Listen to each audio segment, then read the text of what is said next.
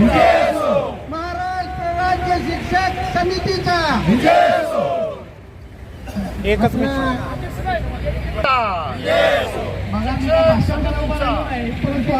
नमस्कार, मी विश्वंभर ननवरे, जिल्हाध्यक्ष प्राथमिक शिक्षक समिती, महाराष्ट्र राज्य शिक्षक समितीची जिल्हा शाखा सातारा जिल्हा शिक्षक समिती या जिल्हा शाखेच्या वतीनं आज एक दिवसीय धरणं आंदोलन माननीय जिल्हाधिकारी कार्यालयासमोर आम्ही या ठिकाणी संपन्न केलेलं आहे.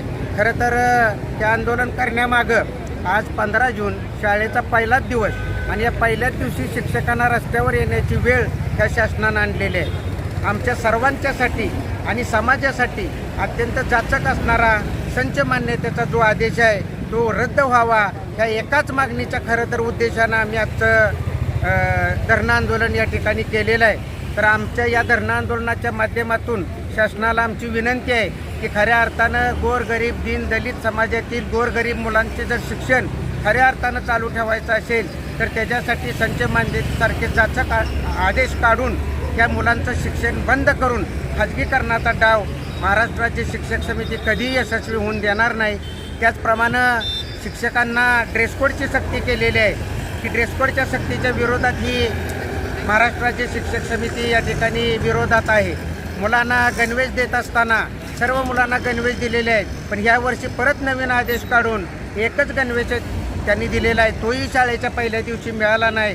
दुसरा गणवेशाचं कापड देणार आहेत आणि त्या गणवेशासाठी फक्त 100 रुपये शिलाई दिलेली आहे. यामध्ये कुठेही 100 रुपयामध्ये गणवेश शिवून मिळत नाही आणि खरं तर अशा प्रकारचे जाचक आदेश काढून सर्वसामान्य शिक्षकांना आणि विद्यार्थ्यांना भेटीस धरण्याचं काम शासनाच्या माध्यमातून सुरू आहे. म्हणून महाराष्ट्र राज्य शिक्षक समिती आज या ठिकाणी धरणं आंदोलन करीत आहे. आमची या धरणं आंदोलनाच्या माध्यमातून शासनाला विनंती आहे की जर तुम्ही आमच्या या धरणं आंदोलनाची दखल घेऊन जर हे आदेश रद्द केले नाहीत तर आम्हाला शिक्षकांना रस्त्यावर उतरावं लागेल आणि इथून पुढं आमचं बेमुदत उपोषण आम्हाला या संदर्भानं धरणं आंदोलन करावं लागेल अशी शिक्षक समितीची धारणा आहे. तर खरं तर शासनाला आम्ही या ठिकाणी विनंती करतो की आम्हाला शिकवू द्या आणि मुलांना शिकून द्या, एवढीच शिक्षक समितीची रास्त मागणी आहे. आम्हाला कुठल्याही प्रकारची आर्थिक मागणी शिक्षक समितीनं केलेली नाही, पण खरं तर सर्वसामान्यांच्या मुलांचं शिक्षण व्हायचं असेल तर अशा प्रकारचे जाचक आदेश न करता आज ऑनलाईन कामाच्या माध्यमातून आम्हाला वेगवेगळ्या पद्धतीनं आमच्या इकडं मोबाईलची रिचार्जची शासन कुठलीही सुविधा न देता आम्हाला ही ऑनलाईनची कामं करण्यास भाग पाडत आहे. अनेक अशी कामं आहेत की शालाबाह्य कामं आहेत की ज्यामुळे विद्यार्थ्यांचं नुकसान होते. शिक्षक हा विद्यार्थ्यांच्या समोर असला पाहिजे.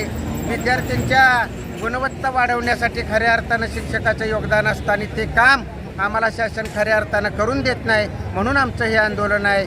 म्हणून आमची शासनाला कळकळीची विनंती आहे, असे जाचक आदेश आमच्यावर न लागता सर्वसामान्यांचं शिक्षण व्हायचं असेल तर इथून पुढं शिक्षक आनंदी राहील, मुलांचं शिक्षण होईल अशा प्रकारची धोरणं राबवून एक सर्वसामान्यांचं शिक्षण चांगल्या पद्धतीनं होण्यासाठी प्रामाणिक प्रयत्न करावेत एवढीच या आंदोलनाच्या निमित्तानं आमची अपेक्षा आहे.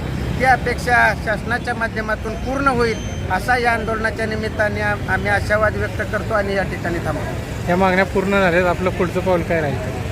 ह्या मागण्याच्या संदर्भानं हे आम्ही महाराष्ट्र राज्य शिक्षक समितीच्या आदेशानं संपूर्ण राज्यामध्ये जिल्हाधिकारी कार्यालयांच्या समोर एक दिवसीय धरणं आंदोलन केलेलं आहे.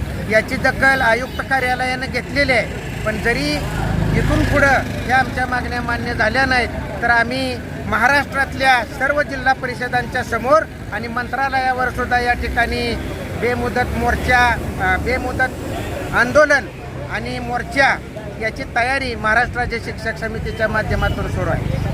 तुमचं नाव सांगा.